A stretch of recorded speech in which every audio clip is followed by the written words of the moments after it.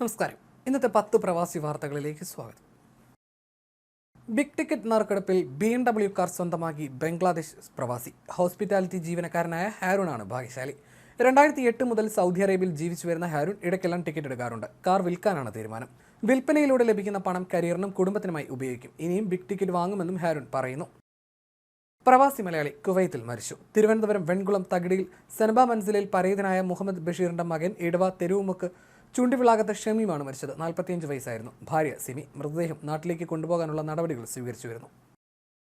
ഈ മാസം 13 മുതൽ അടുത്ത മാസം 12 വരെ ദുബായ് സഫാരി പാർക്കിൽ രാത്രിയിൽ മൃഗങ്ങളെ കാണാൻ സന്ദർശകർക്ക് അവസരം. വിദഗ്ധ വന്യജീവി ഗൈഡുകളുടെ നേതൃത്വത്തിൽ രാത്രി 2 സഫാരികളാണ് ഒരുക്കുന്നത്. 90-ലേറെ വ്യത്യസ്ത മൃഗങ്ങളുടെ രാത്രികാല ജീവിതം സന്ദർശകർക്ക് നേരിട്ട് കാണാം. രാത്രിയിൽ സജീവമാകുന്ന മൃഗങ്ങളെ മാത്രമേ നൈറ്റ് സഫാരിയുടെ ഭാഗമാക്കൂ എന്ന് ദുബായ് മുനിസിപ്പാലിറ്റി അധികൃതർ അറിയിച്ചിട്ടുണ്ട്.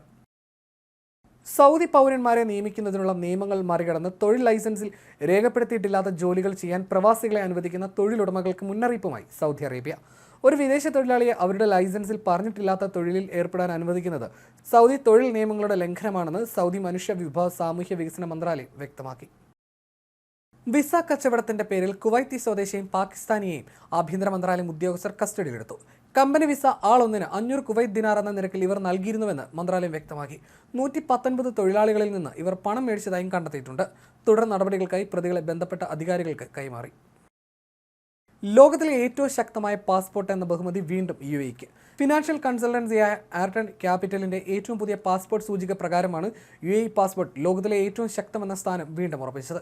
UAE പാസ്പോർട്ട് ഉടമകൾക്ക് ഇപ്പോൾ ലോകമെമ്പാടുമുള്ള 180 ലക്ഷ്യസ്ഥാനങ്ങളിലേക്ക് വിസാരഹിത പ്രവേശനം ആസ്വദിക്കാമെന്നതാണ് ഈ ഒരു നേട്ടത്തിലേക്ക് എത്തിച്ചത്.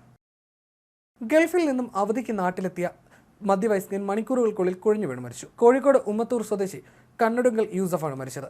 ഇന്നലെ രാവിലെയാണ് യൂസഫ് വീട്ടിലെത്തിയത്. തുടർന്ന് കുളി കഴിഞ്ഞ് വിശ്രമിക്കുമ്പോഴായിരുന്നു മരണം സംഭവിച്ചത്. അബുദാബിയിലെ ഇത്തിഹാദ് എയർവേസിലെ ജീവനക്കാരനായിരുന്നു. ഒമാനിലെ സോഹാറിലുണ്ടായ വാഹനാപകടത്തിൽ മലയാളി യുവതിക്ക് ദാരുണാന്ത്യം. മാന്നാർ കുളിഞ്ഞിക്കാരാഴ്മ ചെറുമനക്കാട്ടിൽ സൂരജ് ഭവനം സുനിത റാണിയാണ് മരിച്ചത്. സോഹാറിലെ സഹം ആയുർവേദ ആശുപത്രിയിൽ തെറാപ്പിസ്റ്റായ സുനിത റാണിക്ക് വെള്ളിയാഴ്ച വൈകിട്ടാണ് അപകടമുണ്ടായത്. നടക്കാനിറങ്ങിയ യുവതി റോഡ് മുറിച്ച് കടക്കുന്നതിനിടയിൽ കാറിടിച്ചാണ് അപകടത്തിൽപ്പെട്ടത്. 3 മാസം മുമ്പാണ് സുനിത നാട്ടിൽ പോയി വന്നത്. തൊഴിലാളികളെ UAEയിലേക്ക് കൊണ്ടുവരുന്നതിന് തൊഴിലുടമകൾ പണം വാങ്ങുന്നതായി മാനവ വിഭവ മന്ത്രാലയത്തിന്റെ പരിശോധനയിൽ കണ്ടെത്തി. 1.25 ലക്ഷം തൊഴിൽ നിയമലംഘനങ്ങളാണ് ഇത്തരത്തിൽ കണ്ടെത്തിയത്.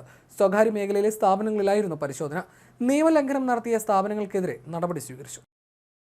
ആപ്പിളിന്റെ UAEയിലെ ഏറ്റവും പുതിയ റീറ്റെയിൽ സ്റ്റോർ അൽഐനിൽ അടുത്ത വർഷം ആരംഭിക്കുമെന്ന പ്രഖ്യാപനം. ഇതോടെ UAEയിലെ ആപ്പിളിന്റെ 5ാമത്തെ റീറ്റെയിൽ സ്റ്റോർ ആകും ഇത്. ഇന്നത്തെ പ്രവാസി വാർത്തകൾ പൂർണ്ണമാകുന്നു. നമസ്കാരം.